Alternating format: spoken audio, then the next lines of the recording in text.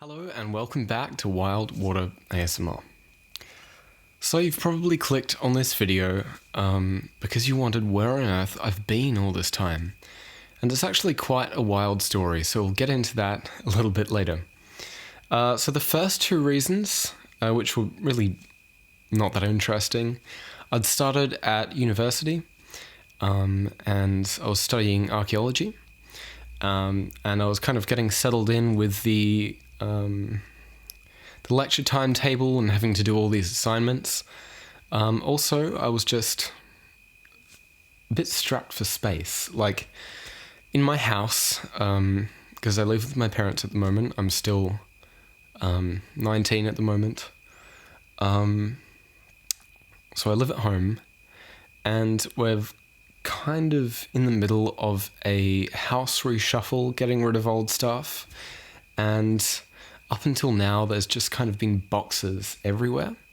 We're still in the process of shuffling stuff around, but at the moment I've got this clear little space next to the Christmas tree over there, and so I'm recording this video. Now, the third and most interesting reason is actually because I had an issue with a stalker. Now, not an in-person stalker, nobody's showing up to my house or anything, don't worry. But it was quite a frightening online stalking situation. And do I think this person intended to freak me out? No, I don't think that at all.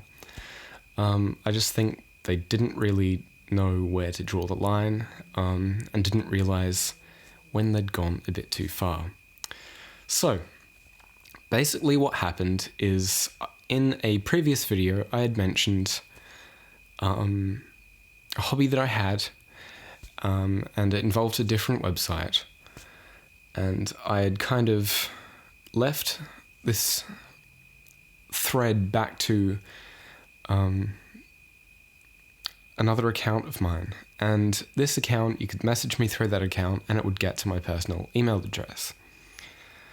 Now, basically what happened, one person had messaged me on there, and I got an email one day just saying how much this person liked my videos, how much they're respected what I've done, etc., etc., and I was perfectly fine with it. And I actually talked back and forth with this person for a little while, and that was a good interaction. But I did think at the time, okay, I'm going to tie this thread up. I didn't really think at the time, but I'm not overly comfortable with people contacting me on my personal email address. So I thought about that, but then being a natural procrastinator, I put that off. And unfortunately, that is how the next pickle that I got into started. So what happened, I received a fairly similar email from a different person. And it started off just the same, like this person saying how much they liked my videos, and like, I don't know, just a whole bunch of stuff like that. How much they like my videos, how glad they are that I make them, and how happy they are that they found my videos. And so I get messages like that on Instagram a lot, definitely in the comments, and so it was perfectly normal. And I went and I conversed back and forth with this person twice, until I stopped because it started getting a bit strange. It was also at this time that I thought, okay, I'm going to cut this tie with this other website, so nobody else can message me. And so I actually did it at that point, but this person already had this more personal info. So what happened then was, in the second email, I noticed that this person was starting to, I don't know, it was a very long email. It was over 100 words, and it was fairly soon after the last ones. And basically this person started writing, well, pretty much love letters. And so I thought, okay, like this person likes my videos, likes me, likes how I come across on camera, and I'm fine with that. But at this point, I'm not really sure how to respond. And also it was starting to make me a bit uncomfortable because it was my personal email address. And just the way that this person was writing just kind of felt a bit off. They kind of felt a bit too obsessive. And so I decided at that point, I'm not going to reply to any more of these messages. In future, what I would do in this situation is I would actually email back and just say, hey, can we message somewhere else? I'm not that comfortable with talking by email anymore, but can we message somewhere else? But me being new to the whole being online, out in public thing, and also, I don't know, a bit anxious. I'm not that great at talking to people. I didn't say that, and so I just ignored the messages. But they kept coming. And that was the interesting thing. Each day, sometimes every 3 days, sometimes every day, but it was usually every second day, I would get an email that was around 200 words or more in length. That was basically just a long love letter. But it didn't... I'm not sure if it was like a language barrier or anything, but the way that it read was just very obsessive. And this person appeared to be just absolutely infatuated with me. And I felt a bit weirded out by that, by how strongly they were coming on. But I understood that, I mean, being out on the internet, it's bound to happen at some point. That somebody, like, you're prone to these kind of things sometimes happening. But I, at that point, asked friends, and I also asked Twitter, and basically they just said, ignore it, it should go away. And so that's what I did. I continued to ignore this person despite these daily emails. And I was getting more and more uncomfortable, but I understood that this person is probably a bit lonely, and I don't think they intended to harm me. Again, I don't think they intended to make me uncomfortable, but I just think they didn't know where to draw the line and stop. So a few weeks went by, the emails were still coming, and I noticed a Facebook friend request on my personal Facebook from a person who I didn't recognize. It was an account that didn't have a profile picture, but the account had the name that was signing off all of the emails. And so at that point I thought, okay, this is getting very weird. And so I blocked them on Facebook. And also again at that point I should have just said, I'm not comfortable with this. But no, I just continued to ignore it and hope it would go away. So a few more weeks went by and the emails were still coming in. They weren't every day. At that point, it was more like every 3 days to a week.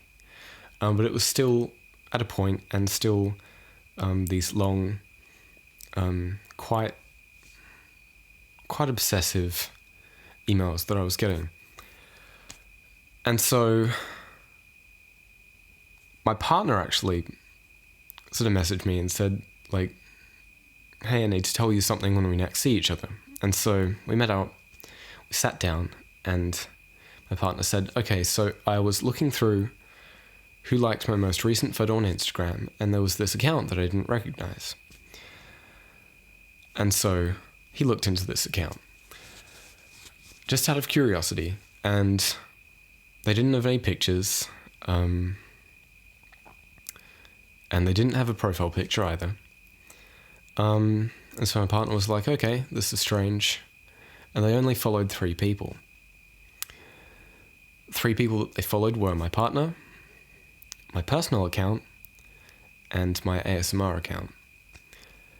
And when I found this out, I was thoroughly creeped out, a bit terrified. And I knew this person probably did not have, again, the intention to hurt me or make me uncomfortable. But at that point, I thought, okay, this is where it has to stop. Because not only have they made me uncomfortable, but they're also starting to involve people who I know outside of YouTube. They're involving my partner, and who knew where it would have gone if I let that continue. And my main reasoning behind this was, like, I've made the choice to be putting myself out there in the public eye, fully knowing that this kind of thing can happen. Like, when you put yourself out on the internet, you're putting yourself out to everyone. And so there is a chance that some people might, might do things that make you uncomfortable.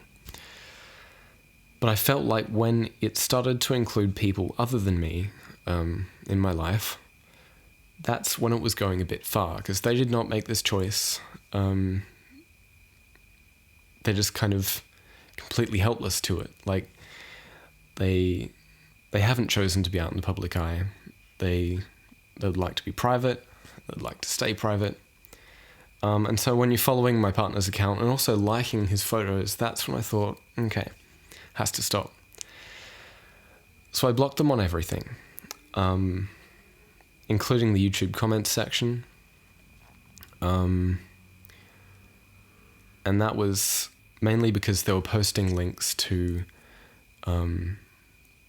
this other channel that I had when I was younger, which was basically how you could access my personal email address. And I didn't think that many people would see it, but it was just something that I didn't want to happen anymore. I was just done with it. I was very uncomfortable. I was freaked out. And so at that point, I was just like, I blocked them on everything. And thankfully, I have not heard from them since. Who knows that they still send me the emails. I don't think when you block somebody on that platform, it lets them know. But I think by now they should have got the message. But basically, that freaked me out. That really spooked me. And I took a number of months to think, like, do I want to still be on YouTube? Do I still want to make these videos? Knowing that this is a risk.